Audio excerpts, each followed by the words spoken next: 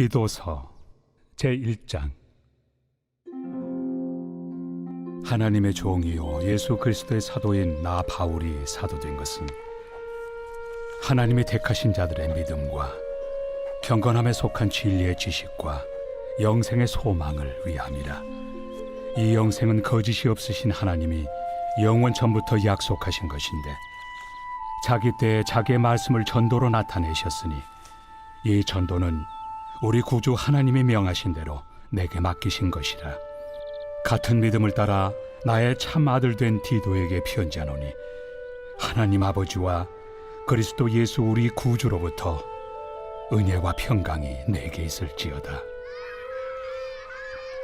내가 너를 그레데에 남겨둔 이유는 남은 일을 정리하고 내가 명한 대로 각 성의 장로들을 세우게 하려 함이니 책망할 것이 없고 한 아내의 남편이며 방탕하다는 비난을 받거나 불순종하는 일이 없는 믿는 자녀를 둔 자라야 할지라.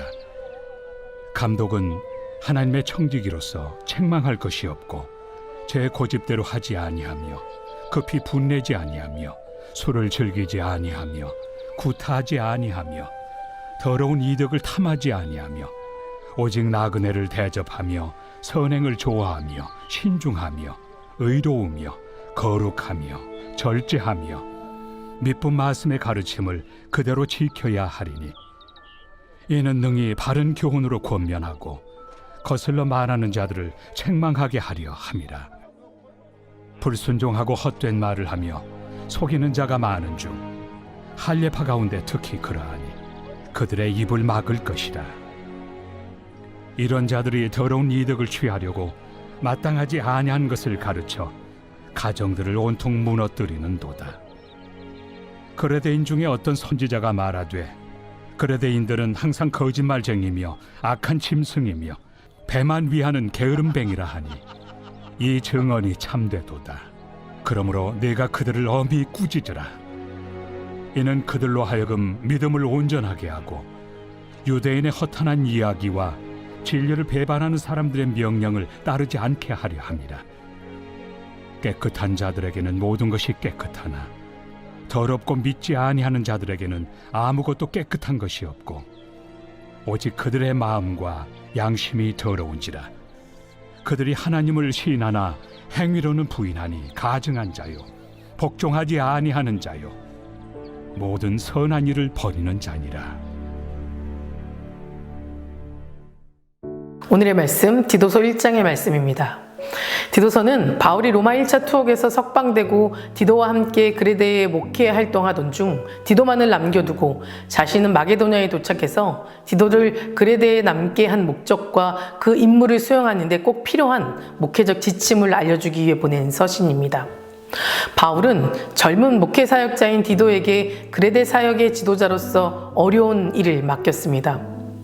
그레데는 지중해에서 네 번째로 큰 섬으로서 소아시아와 유럽을 연결하는 곳이었습니다.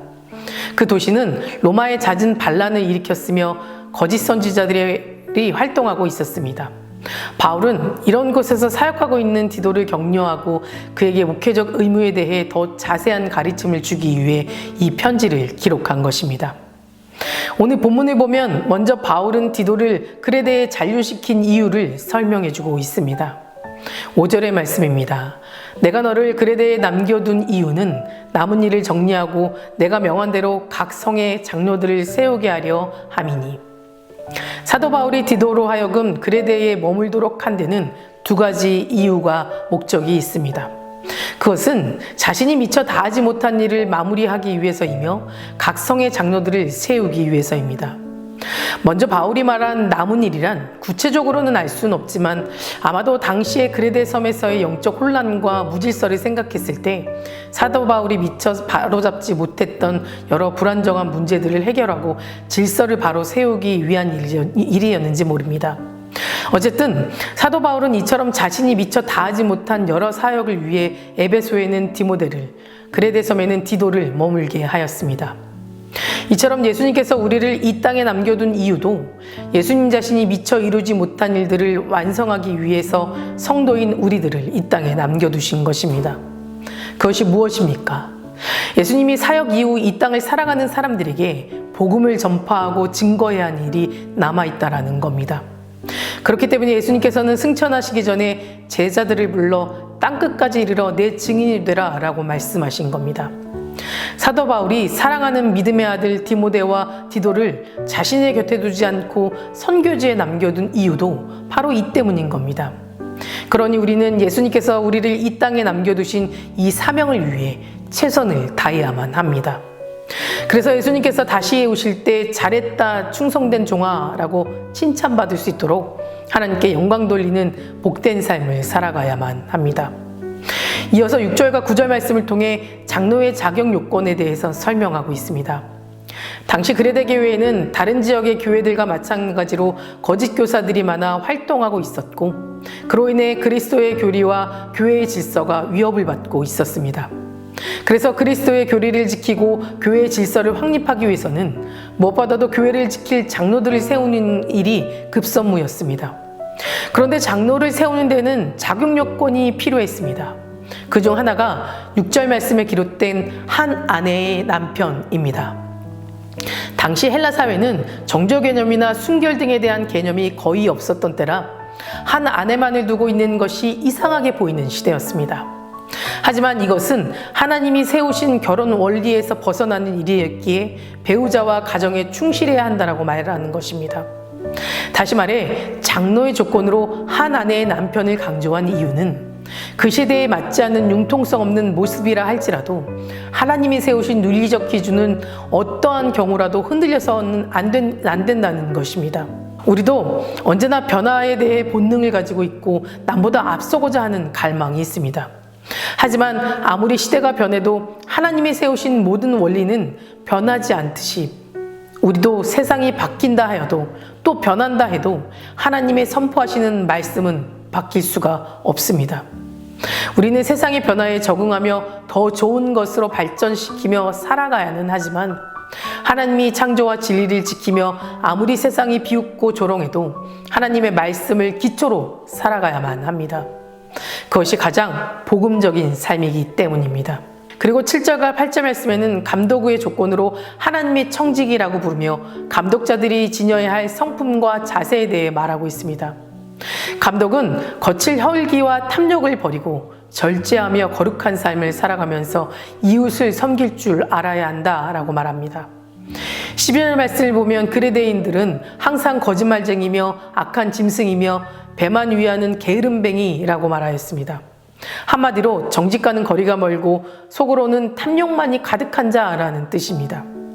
그런데도 바울은 이런 자들조차 섬기는 모습이 있어야 한다는 겁니다. 하나님의 진리를 전하는 사람이라면 언제나 겸손하고 경건한 모습으로 섬기는 자라야 한다는 것입니다. 8절 말씀에는 오직 나그네를 대접하며 라고 하였습니다. 나그네를 대접한다는 것은 우리 주변에 소외된 자들이며 세상이 반겨주지 않는 사람들을 말합니다. 이 땅을 사랑하는 그리스도인들이라면 누구보다도 그러한 소외된 자들을 따뜻하게 품을 수 있어야 합니다. 사랑하는 성도 여러분, 오늘 말씀에서 사도 바울은 디도가 그레데에서 완성할 사명을 언급하면서 장로와 감독을 세우는 일이 무엇보다 시급하다고 말하고 감독의 조건은 오직 말씀과 진리가 유일한 기준이 되어야 한다고 거룩한 성품으로 이웃을 섬기며 살아가야 한다고 말하였습니다. 말로만 복음을 전하지 말고 마음과 정성을 다해 그리스도를 전하고 어두운 곳에 하나님의 빛과 사랑을 전하며 살아가야 합니다. 16절 말씀에 저희가 하나님을 시인하나 행위로는 부인하니 라고 하였습니다. 이런 사람들은 건건의 모양은 있으나 건건의 능력은 부인하는 자라고 하며 이러한 자들로부터는 돌아서라 라고 말하였습니다. 결국 말과 행동 가운데 정확한 믿음의 표현은 말보다는 행위라는 뜻입니다. 그러므로 우리는 말과 행동이 일치하는 참된 모습을 통해 이 땅에 진정한 복음을 증거하고 하나님으로부터 칭찬과 상급을 받는 믿음의 소유자가 되시길 간절히 소망합니다. 다 같이 기도하시겠습니다. 오늘은 금요일입니다. 금요일의 공동기도 제목은 환우분들을 위해 함께 기도하시겠습니다. 화봉 장로님, 박재순 권사님, 유은영 권사님, 김시아 권사님, 이영숙 권사님, 이명숙 권사님, 오유미 집사님, 이동주 성도님, 박서연 청년, 류겸인 청년 치유를 위해서 기도해 주시고 주시고 각종 질병과 불면증 또 공황장애 등 마음의 치유를 위해서도 함께 기도해 주시기 바랍니다. 사랑과 은혜가 충만하신 하나님, 오늘도 부르심에 감사를 드립니다. 이 땅을 살아가면서 그리스도인으로 복음을 전하고 어두운 곳에 소외된 곳에 하나님의 사랑을 전하며 실천하며 살아가게 하시옵소서. 세상과 구별되어 정직하고 올바르게 선을 행하며 살아갈 수 있도록 인도하여 주시옵소서. 특별히 오늘은 하는 분들을 위해 기도합니다. 암으로 치유받고 있는 박재순 권사님, 유은영 권사님, 김시아 권사님, 이영숙 권사님, 이명숙 권사님, 오윤희 비사님, 이동춘 성도님, 박세윤 청년, 유경민 청년, 주님 깨끗이 치유해 주시고 소망 가운데 살게 하여 주시옵소서. 호황문 장로님 하루속히 회복시켜 주시고 주님의 능력으로 모든 육체에 나음받는 역사가 일어나게 하여 주시옵소서. 살아계신 하나님이 이 고통을 끝나게 하여 주실 줄 믿습니다. 하루빨리 일상으로 돌아올 수 있도록 붙잡아 주시옵소서. 투적 중인 성도님들, 사고로 입원 중인 성도님들에게 힘을 주시고 우울증, 공황장애, 불면증 겪고 있는 성도님들에게는 담대한 마음과 평안함과 위로함을 허락하여 주시옵소서. 담임 목사님 사업 가운데 성령님 함께하여 주실 줄 믿습니다. 계획하시고 준비하시는 모든 사역 가운데 하나님의 능력이 나타나여 주셔서 함께 중보하고 동력하는 자들 또한 세워 주시옵소서. 다음 세대 아이들의 믿음을 지켜주실 줄 믿습니다.